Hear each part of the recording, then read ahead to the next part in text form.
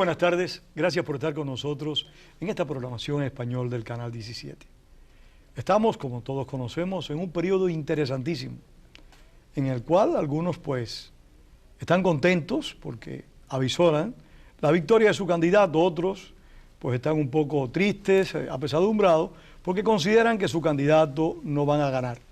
Pero en definitiva, esta interrogante se va a solucionar el próximo 4 de noviembre.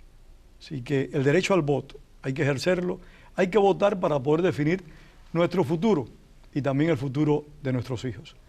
Para abordar el sistema electoral de Estados Unidos, para conversar cómo se elige un presidente en este gran país, su Congreso, cómo funciona la legislación en este país, hemos invitado a la politóloga Vilma Petrach. Vilma, gracias por estar acá. Bueno, gracias por invitarme, Pedro. Siempre un placer estar acá. Gracias. Vilma, vamos a empezar por qué son los votos electorales. Bueno, yo quiero un poco explicarle a la gente que aquí eso significa que la elección acá es de segundo grado. Y fue una intención desde el principio, esto es una institución del siglo XVIII, el colegio electoral en sí mismo, porque lo que se pretendió fue alejar la posibilidad para el pueblo norteamericano de elegir al más popular. Sobre todo había, como tú sabes, históricamente una competencia entre los estados más grandes, desde el punto de vista poblacional, y los estados más pequeños. Y esta posibilidad de que se eligiera al más popular, al más populista, un poco frenar esa oportunidad de que el líder más popular y en consecuencia el más populista fuera elegido. El que más cosas lindas ofreciera. Exacto, el que más cosas lindas ofreciera. Un poco alejar ese elemento demagógico peligroso en todas las democracias, porque ese riesgo existe. Decidieron hacer esta institución que, si bien ha pasado por sus momentos, digamos, también de reforma, lo cierto es que ha sido una institución que ha prevalecido en el tiempo y hasta ahora ha sido exitosa. Hemos tenido evidentemente momentos muy críticos. Vamos a poner el caso más reciente, como lo que ocurrió en la elección del 2000, donde por 35 días este país no tuvo presidente, precisamente porque hubo esa fisura, esa ruptura entre el voto electoral y el voto popular, porque normalmente estas dos cosas deben coincidir. Pero acuérdate también, y eso es importante que la gente lo entienda, aquí existe el sistema de el ganador se lo lleva todo. Por eso pudiera pasar que una persona gane, digamos, con una minoría, o sea, con una mayoría muy pírrica, muy pequeña en un estado, pero se lleve todos los votos electorales de ese estado, y que otro candidato gane con mayores cantidades de personas en los otros estados y sin embargo no gane el voto electoral. Pero yo aprecio en esto como una especie de injusticia, porque realmente la democracia se caracteriza por la capacidad de una mayoría de elegir a su conductor o al gobierno que va a dirigir los destinos del país.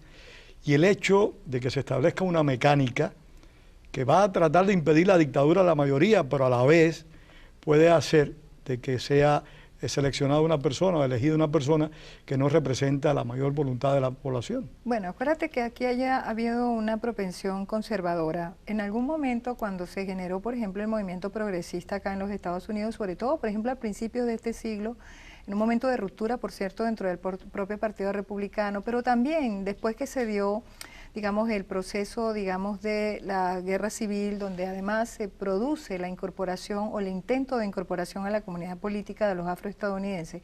Hay ciertas tendencias en los Estados Unidos históricas a hacer una democracia que elimine la posibilidad de la democracia de masas, la democracia masiva, mayoritaria, donde mucha gente vote. En principio, por ese vicio que tú decías de temor, ese temor histórico, por cierto, que tiene cierta validez desde el punto de vista conceptual también, que es la dictadura de la mayoría, porque acuérdate que la democracia funcional y representativa por excelencia la democracia debe ser un gobierno de mayorías, pero en que se respeten los derechos de las minorías. Pero hasta ahora este país, por lo menos en los últimos años, se ha caracterizado por ese respeto a la minoría.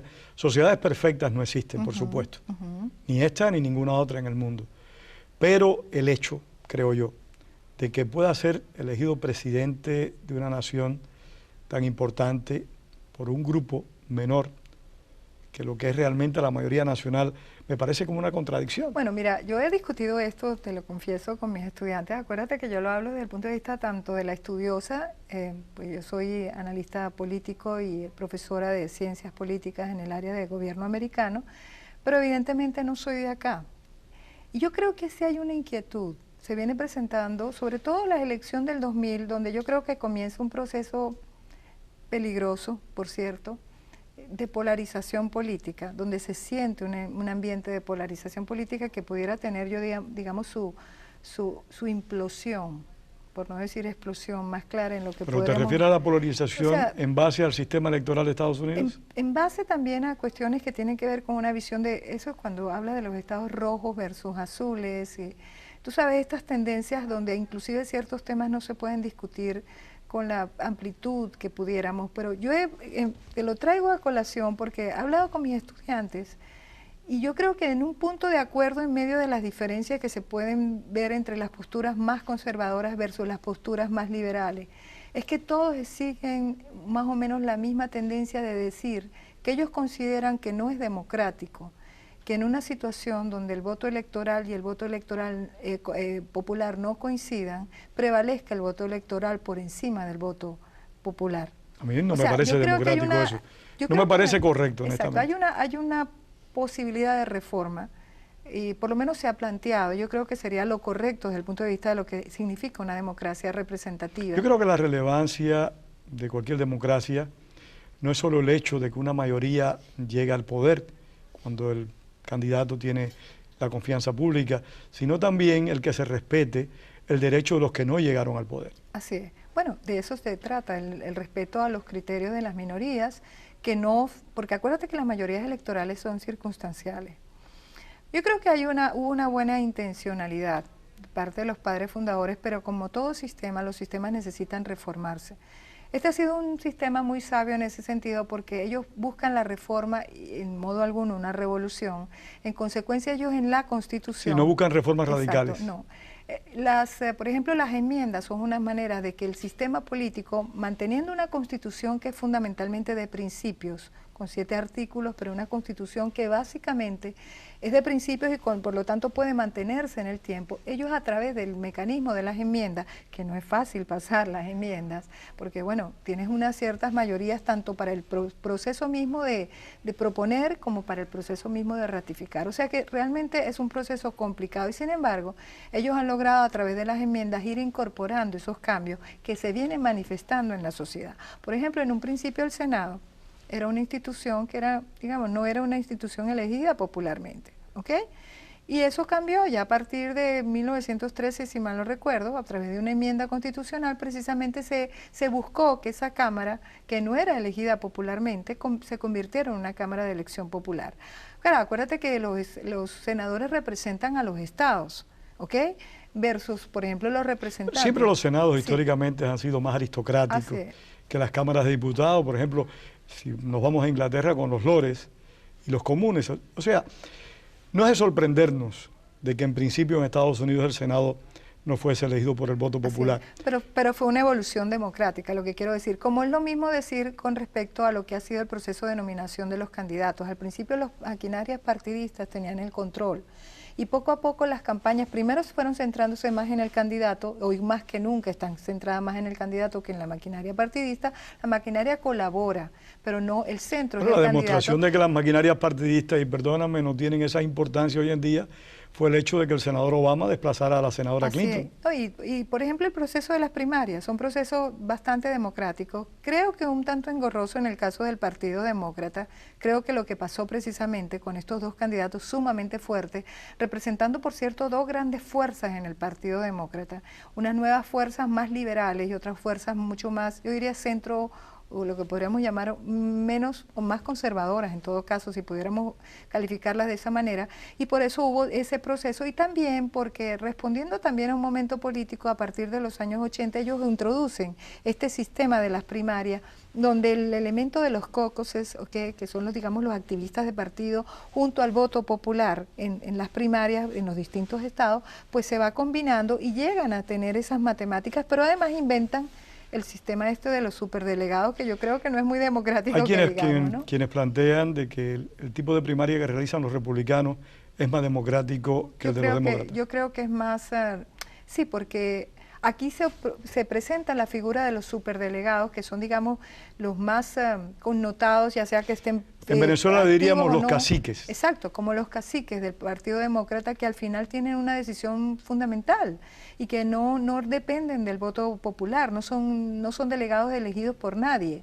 Entonces yo creo que ahí hay un punto que me imagino que en algún momento, no sé, evidentemente todo tiene que ver con una dinámica política, se puede plantear una necesidad de reforma. Pero volviendo al tema del colegio electoral, mira, con el tema del ganador se lo lleva todo, está en ese problema de que, bueno, pudiera haber no coincidencia entre el voto popular y el voto electoral, pero fíjate tú que la matemática del sistema electoral Por lo regular se norteamericano, ajusta, ¿no? claro, mira, tú necesitas unos 271 votos, tú sabes que en total son 538, yo supongo que la gente sabe por qué.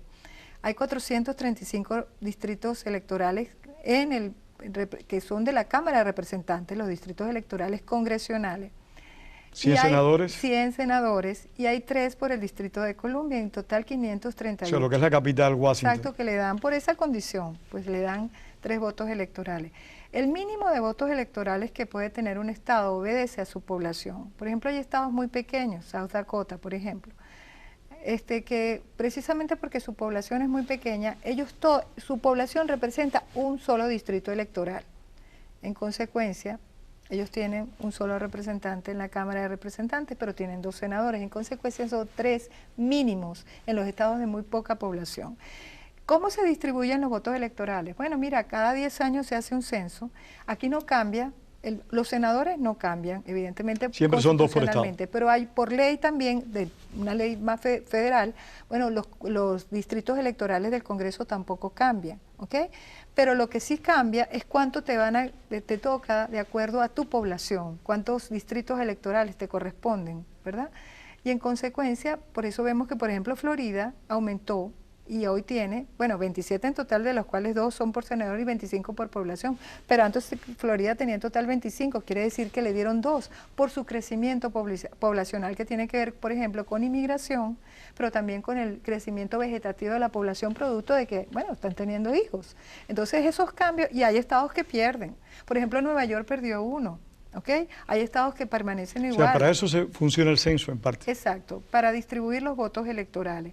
Hay, por ejemplo, estados, bueno, sumamente importantes, si mal no recuerdo los números, bueno, Florida 27, 31 o algo así, es el caso de Texas, New Jersey, 21 votos electorales. El más grande es California, ¿no? California 56. O sea, lo que quiero decir es que eso obedece a la población y es que lo importante es que la gente sepa que inclusive en esas matemáticas electorales, ¿ok? Tiene que haber una mezcla de estados grandes con estados pequeños. Y yo creo que aquí no se subestima ningún estado. Bueno, hay estados que son battleground states, que son muy pequeños poblacionalmente, pero son importantes. Creo que Nevada es un caso de eso. Pero mira el estado que tú acabas de mencionar, que tiene solo 3 votos. Sí. Si a un candidato le faltan esos 3 votos, no logra ganar. Así es, así es. Por eso lo que... O sea, puede ser el fiel de la balanza en cualquier momento. Sí, eso es el punto. Hay que hacer la matemática, digamos, los cálculos tienen que involucrar estados grandes con estados pequeños. O sea, y en cierta medida, Vivian, da... pensando en voz alta, como se dice, el hecho de que un candidato obtenga el mayor número de votos en un estado le va a dar la mayor parte de los delegados. Así es. Por lo tanto, aunque no tenga, digamos, la mayoría de apoyo nacional, si ha logrado ganar grandes estados, puede conseguir la presidencia del país. Claro, claro. La idea es esa, que puedas conseguir el mayor voto posible, pero lo que te digo es que normalmente, históricamente, por supuesto, pueden haber avalanchas electorales, procesos, realmente el señor Ronald Reagan fue un caso, por ejemplo, de ese tipo, ¿no? Llegó a convencer al punto que hubo demócratas con Reagan, o sea, demócratas pro Reagan. Y yo creo que hay candidatos que pueden atraer el voto del otro partido y se pueden producir esas situaciones, pero digamos que las matemáticas electorales te dan para que necesites un mínimo de 271 votos electorales para ganar una elección presidencial. Ese proceso tiende a culminar el mismo día de las elecciones. No, un mes después. Pero lo que pasa es que tú sabes que los delegados, ya uno sabe que el que ganó realmente es el que recibió la mayoría de los votos electorales. Pero digamos que queda como un elemento ceremonial.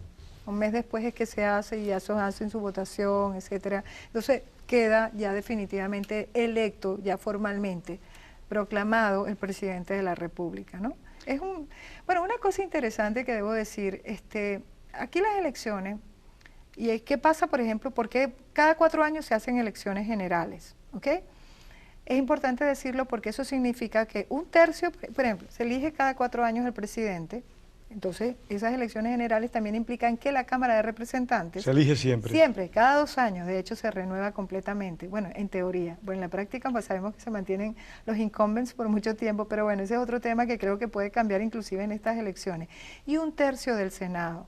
Porque el principio de que la Cámara del Senado es una Cámara de enfriamiento. De mayor estabilidad. Claro, de lo que se siente en la Cámara de Representantes, que están más cerca No es tan de la caliente gente, como exacto. la Cámara de Representantes. Entonces se presume que para mantener además la estabilidad de la Unión, esa Cámara tenía que tener más tiempo.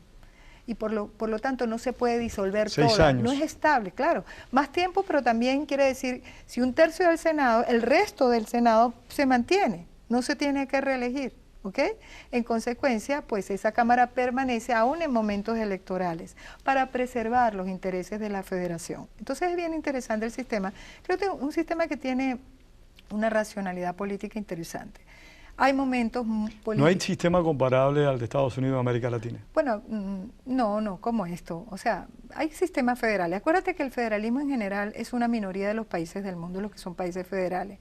Podemos hablar de... No, pero me refiero en la manera de elegir, de seleccionar al candidato presidencial. No, yo creo que Estados Unidos en eso es un país único. Bueno, acuérdate que además estamos hablando de la democracia moderna por excelencia. Por lo tanto, Estados Unidos es un laboratorio para todo el mundo. Pero el federalismo fue creado en los Estados Unidos. No aparece en la Constitución la palabra federalismo.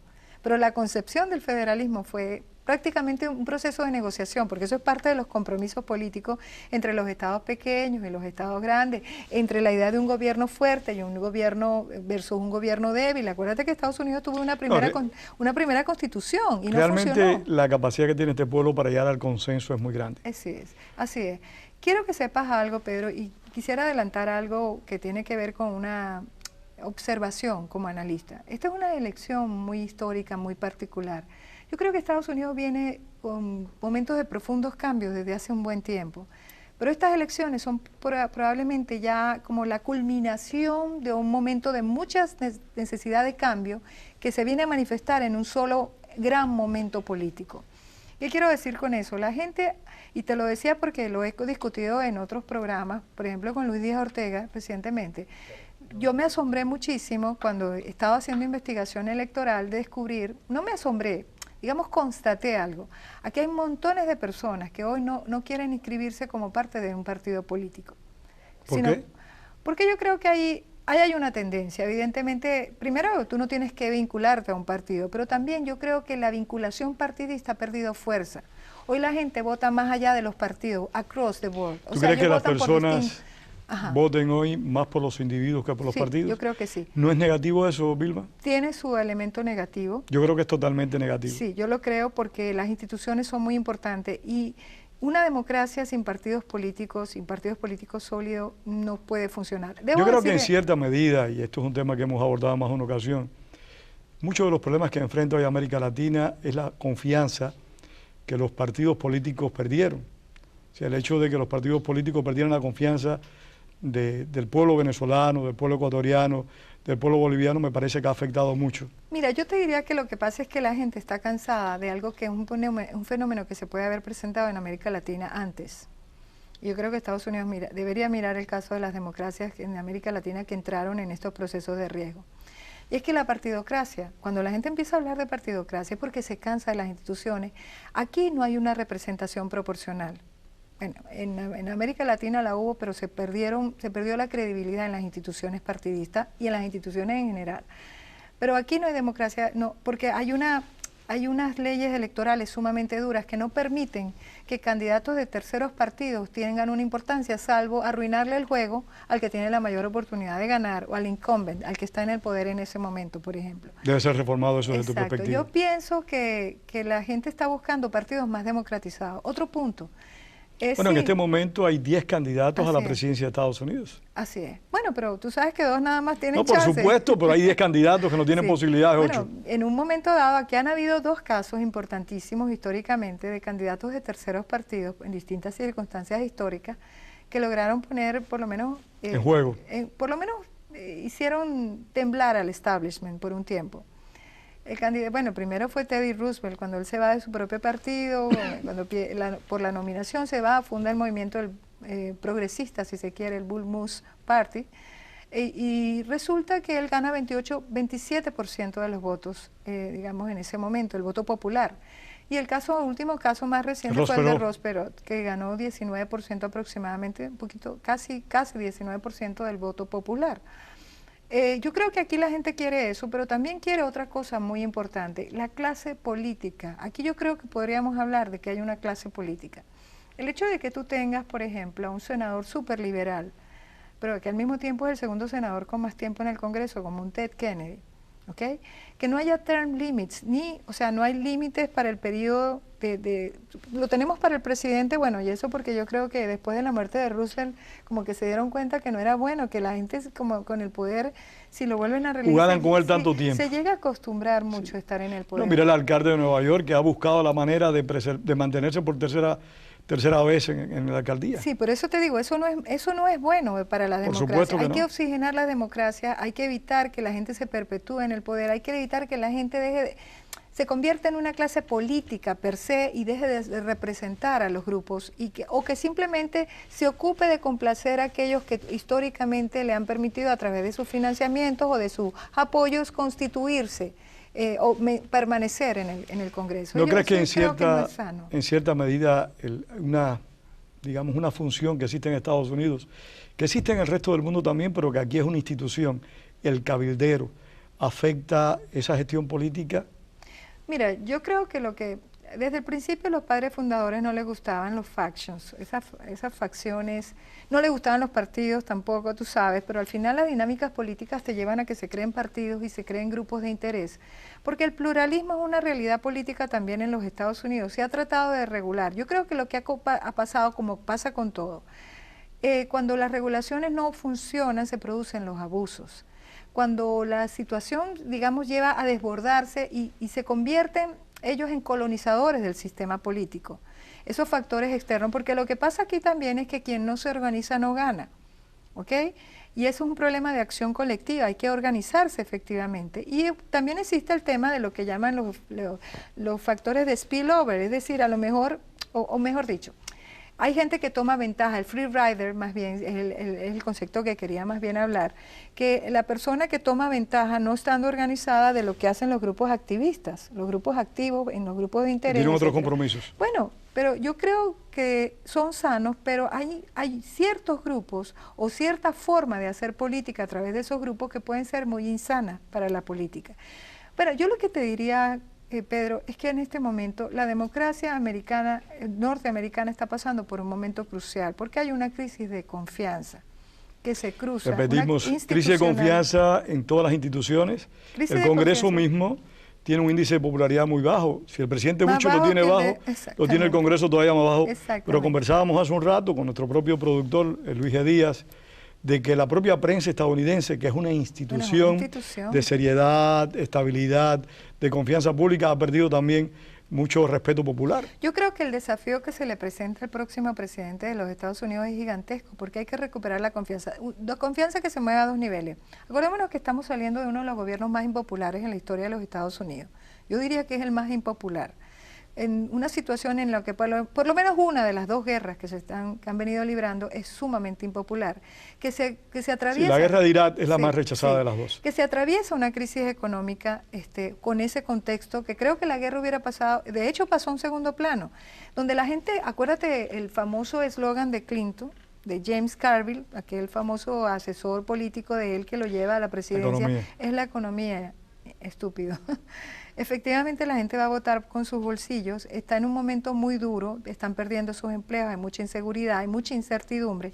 Tal es el nivel de incertidumbre que no importa las medidas de alivio o de rescate que se anuncian en el del alto gobierno. Dices que enfrenta el próximo presidente de Estados Unidos, sea quien sea, ¿en qué medida podrá, en tu opinión, conociendo cómo funciona jurídicamente este país, en qué medida pueda actuar, qué margen operativo tiene dentro del marco legal que se establece en Estados Unidos para lograr los cambios que demanda la nación?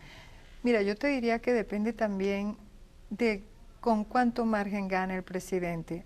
Todos los presidentes... Pero el presidente o si tiene el apoyo también del Congreso. Bueno, es que quiero decirte que yo creo que estas elecciones, el que gane, si gana uno de los candidatos con el elemento casi salvacionista que existe en torno a esa candidatura, también se va a producir el voto. Es que aquí hay un elemento de voto castigo también que puede ocurrir.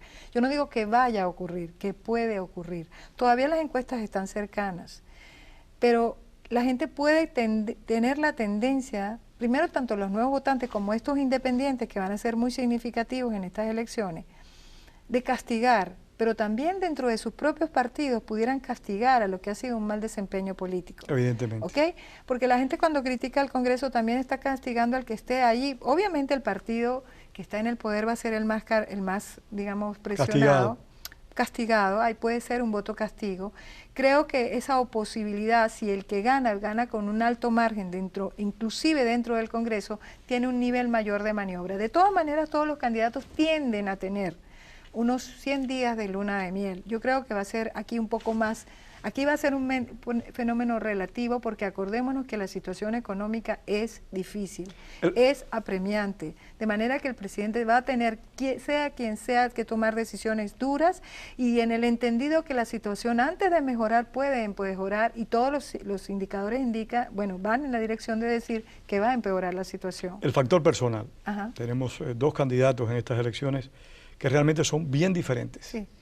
Uno con un atractivo personal para muchas personas muy grande, muy fuerte, muy carismático. Otro candidato con una historia personal muy rica, muy provechosa, pero que no tiene ese magnetismo que caracteriza al candidato demócrata. Esas actitudes personales, esas capacidades personales, ¿son determinantes para gobernar Estados Unidos o son secundarias tomando como base cómo funciona legislativamente este país? Mira, la gente está votando con su bolsillo, está votando con sus emociones. Esta es una elección, normalmente el voto tiene el elemento emocional involucrado, pero también hay elementos de racionalidad. Pero yo creo que aquí la emoción está muy fuerte, porque la calidad de Más la que en vida, otras ocasiones. Sí, yo siento eso. La calidad de vida del norteamericano está muy golpeada. El candidato que logra inspirar más en un momento de muchos cambios, de cambios muy profundos, de deterioro de la calidad de vida del pueblo norteamericano, de resquebramiento, o de ruptura, o digamos, de desmoronamiento de lo que ha sido el sueño americano para mucha gente. Yo creo que ese candidato va a tener una enorme oportunidad. Después de las elecciones, se nos acabó el tiempo, vamos a tener otra oportunidad, Vilma. Muchísimas gracias a ustedes por haber estado con nosotros esta tarde. Hay que votar, tengamos eso siempre presente, es nuestro mayor derecho en una sociedad democrática. En el mundo hay muchos países donde nadie tiene ese derecho. Tengan todos muy buenas tardes y gracias a Vilma Petrach por estar con nosotros.